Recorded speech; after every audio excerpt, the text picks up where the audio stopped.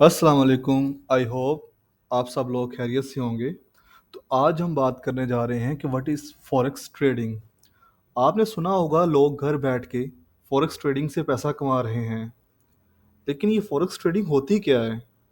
क्या ये रियल है? और क्या आप इससे प्रॉफिट कमा सकते हैं? आज के एपिसोड में हम स्टेप बाय स्टेप समझेंगे कि फॉरेक्स ट्रेडिंग होती क्या है और कैसे काम करती है और कैसे हम शुरू कर सकते हैं। फॉरेक्स का मतलब होता है फॉरेक्स एक्सचेंज, यानी करेंसी का लेन देन। दुनिया के सारे मुल्कों की करेंसीज एक दूसरे की अगेंस्ट ट्रेड होती है, जैसे कि US dollar, euro, great Britain pound, Japanese yen. Forex trading का मतलब होता है कि एक करेंसी को दूसरी करेंसी की अगेंस्ट बाई एंड सेल करना और प्रॉफिट कमाना। अगर हम एग्जांपल लें यहाँ पे गोल्ड की, तो आप देखेंगे कि यहाँ पे 5 मिनट का चार्ट ओपन है और यहाँ पे गोल्ड जो है वो नीचे गिर रहा है। अब अगर किसी ने यहाँ पे गोल्ड को सेल किया होगा तो वो प्रॉफिट बनाएगा, और जिसने गोल्ड को बाय किया होगा तो वो लॉस में जाएगा। अब ये किस तरह काम कर रही है? यहाँ पे बेसिकली ये पेयर होता है किसी भी चीज़ का। अब गोल्ड का भी पेयर है। गोल्ड और यूएसडी डॉलर ये दोनों एक दूसरे के अगेंस्ट ट्रेड हो रहे हैं। अगर हम इसको गोल्ड को सेल करते हैं तो इसका मतलब ये होता है कि हमने यूएसडी को बाय कर लिया है, ठीक है। लेकिन अगर हम यहाँ पे बाय करेंगे तो इसका मतलब ये होता है कि हमने गोल्ड को बाय किया है और यूएसडी को सेल किया है। अब यहाँ पे रेड कैंडल बनेगी तो इसका मतलब ये होता है कि जो गोल्ड है वो वीक हो रहा है और यूएसडी डॉलर स्ट्रांग हो रहा है। लेकिन अगर यहाँ पे ग्रीन कैंडल बनेगी या ब्लू कैंडल बनेगी तो इसका मतलब ये होता है कि गोल्ड यहाँ पे स्ट्रांग हो रहा है और जो यूएसडी डॉलर है वो यहाँ पे वीक हो रहा है। अब फॉरेक्स मार्केट जो है वो काम किस तरह करती है? फॉरेक्स मार्केट बेसिकली होती है डिसेंट्रलाइज्ड मार्केट। इसका मतलब ये होता है कि मार्केट किसी एक जगह पे नहीं होता। पूरी दुनिया के बैंक्स, इंस्टीट्यूशंस और ट्रेडर ऑनलाइन ट्रेड करते हैं। और फॉरेक्स मार्केट जो है ये 24 घंटे ओपन रहती है। अब फॉरेक्स मार्केट अगर 24 घंटे ओपन रहती है तो इसको ट्रेड कौन करता है? तो इसका आंसर ये है कि फॉरेक्स मार्केट के अंदर 4 सेशंस होते हैं, जिसमें सबसे पहला जो सेशन होता है वो होता है सिडनी सेशन। सिडनी सेशन से मुराद ये है कि ऑस्ट्रेलिया के लोग या न्यूजीलैंड के लोग जिस सेशन में ट्रेड करते हैं हम उस सेशन को सिडनी सेशन कहते हैं। उसके बाद हमारे पास आता है टोक्यो सेशन। अब टोक्यो सेशन के अंदर जितने भी एशियाई ममालिक है, जिसमें पाकिस्तान है, इंडिया है, उसके बाद जापान है और वियतनाम है, चाइना है, तो ये सारे जो सेशंस होते हैं, तो ये इसके अंदर जो यानी कि एशियाई सेशन में एशिया के लोग ट्रेड करते हैं, हम उसको एशिया सेशन कहते हैं। या आप ये कह लें कि एशिया सेशन के अंदर जो एशियंस के बैंक होते हैं, इंस्टीट्यूट होते हैं, या जो भी होता है जिनका कारोबारी लेन देन होता है, तो वो एशियन सेशंस के अंदर ही आएंगे। अब जो लंदन सेशन होता है वो हमारे पास होता है तकरीबन 12 बजे ओपन। लंदन सेशन का जो टाइम है वो होता है 12 से लेके 5 बजे तक। और उसके बाद जो हमारे पास लास्ट सेशन होता है वो हमारे पास होता है न्यूयॉर्क सेशन। अब इनके जो मेजर पार्टिसिपेंट्स होते हैं वो कौन होते हैं? मेजर पार्टिसिपेंट्स के अंदर हमारे पास सबसे पहले आते हैं सेंट्रल बैंक।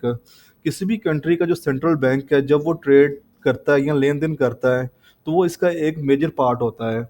उसके बाद हमारे पास आते हैं कमर्शियल बैंक्स, ठीक है। कमर्शियल बैंक भी एक बहुत बड़े लेवल के ऊपर इसके ट्रेडर होते हैं, या आप ये कह लें कि एक बहुत बड़ा पार्टिसिपेंट होता है। और जो थर्ड नंबर के ऊपर होता है वो हमारे पास होते हैं हेज फंड्स। हेज फंड्स से मुराद ये है कि बहुत बड़े इंस्टीट्यूट्स होते हैं या इंडिविजुअल ट्रेडर्स होते हैं जो कि बड़े बड़े फंड्स को मैनेज कर रहे होते हैं, जिनकी क्वांटिटी लाइक के $2 मिलियन, $3 मिलियन, $5 मिलियन, इस तरह, यानी कि उनके अकाउंट के अंदर बैलेंस होता है। हम उनको कहते हैं हेज फंड ट्रेडर्स। और उसके बाद जो आते हैं ट्रेडर वो होते हैं रिटेल ट्रेडर। अब रिटेल ट्रेडर से मुराद ये होता है कि जो बंदा छोटे अकाउंट को ट्रेड कर रहा है उसको हम रिटेल ट्रेडर्स कहते हैं।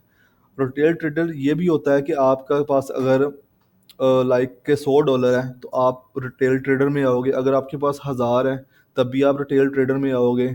और अगर आपके पास $1 लाख है तब भी आप रिटेल ट्रेडर के अंदर ही आओगे।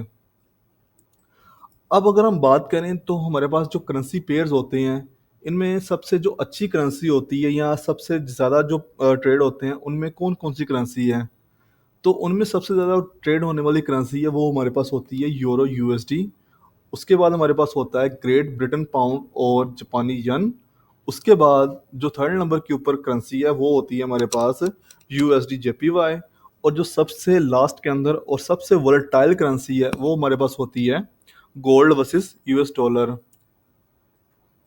अब इसमें जो फॉरेक्स के अंदर अगर आपको मैं एक चीज़ बताऊं, तो अगर आप यहाँ पे देख रहे हैं तो यहाँ पे दो वर्ड होते हैं। अब अगर मैं इसको यहाँ पे डिफाइन करूं तो यहाँ पे लिखा हुआ है XAU USD। अब इसका मतलब क्या है? इसका मतलब ये होता है कि हर एक करेंसी का एक बेस करेंसी होती है और दूसरी कोड करेंसी होती है। यहाँ पे जो बेस करेंसी है वो हमारे पास है ये गोल्ड है, और जो हमारे पास कोड करेंसी है वो हमारे पास ये है यूएसडी। ठीक है।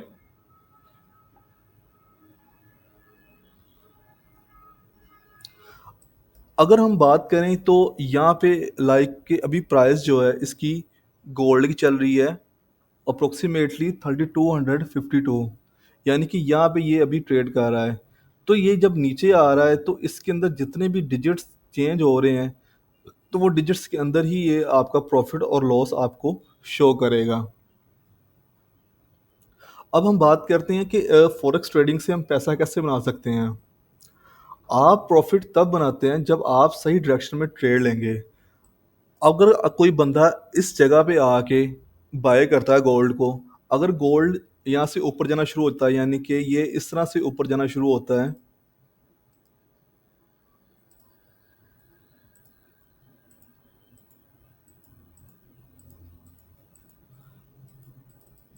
तो यहाँ पे जो वैल्यूज के अंदर चेंज आ रहा है, तो उस चेंज की बेस के ऊपर आपको प्रॉफिट हो रहा है। ठीक है। तो लॉस किस तरह होता है? अगर यहाँ पे कोई बंदा गोल्ड को बाय करता है, गोल्ड ऊपर जाता है, तो ये वो प्रॉफिट करेगा। और अगर गोल्ड यहाँ से नीचे गिरना शुरू हो जाता है, ठीक है, तो वो बंदा लॉस करेगा। अब इसमें होता क्या है कि आप बेस करेंसी को और कोड को दोनों के अंदर आपका जो डिफरेंस होता है वो आपका प्रॉफिट होता है। तो आपने जो प्रेडिक्ट किया होता है, अगर आपकी प्रेडिक्शन के मुताबिक मार्केट मूव करती है तब आपको प्रॉफिट होगा। और अगर आपकी प्रेडिक्शन के मुताबिक मार्केट मूव नहीं करती तो आपको लॉस होगा। इसमें सबसे बड़ी बात ये होती है कि जब भी आपने ट्रेडिंग करनी है तो अपना रिस्क मैनेज ज़रूर करना है। अगर आप रिस्क मैनेजमेंट नहीं करते तो आपको बहुत बड़े लॉस का सामना करना पड़ सकता है। अपना रिस्क मैनेज करने के लिए आप हमेशा स्टॉप लॉस का यूज़ करें और अपना लॉट साइज कैलकुलेट करके ही इसके अंदर ट्रेड लें। तो दोस्तों, आज हमने देखा कि फॉरेक्स ट्रेडिंग क्या होती है और ये कैसे काम करती है और कौन लोग इसमें पार्टिसिपेंट होते हैं। तो अगर आपका कोई क्वेश्चन है तो आप मुझसे पूछ सकते हैं। अगर आपको ये वीडियो अच्छी लगी है तो इसको लाइक, सब्सक्राइब और अपने दोस्तों के साथ शेयर करें, ताकि हर नई आने वाली वीडियो से आप बाखबर रहें।